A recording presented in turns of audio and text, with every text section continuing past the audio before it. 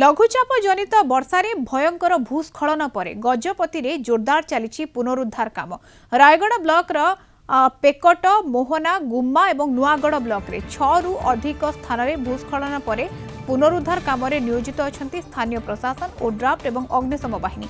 भूस्खलन में पेकट गाँव बाप पुओ कार्तिक शबर और राजीव शबर निखोज को 48 घंटा बीतीगला है एजाए एमानकर पत्ता मिल पारना फल परिवार लोके आशा और आशंका मध्य रही।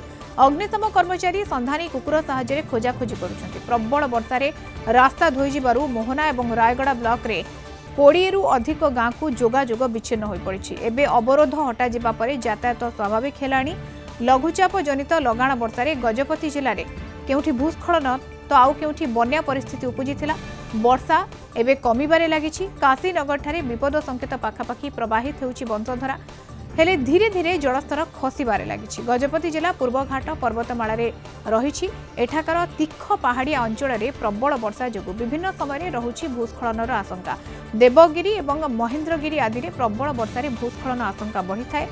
रायगढ़ गुम्मा आर उदयगिरी नुआगढ़ और मोहनार 129 हाई रिस्क जोन भाव में चिन्हट करा जायछि।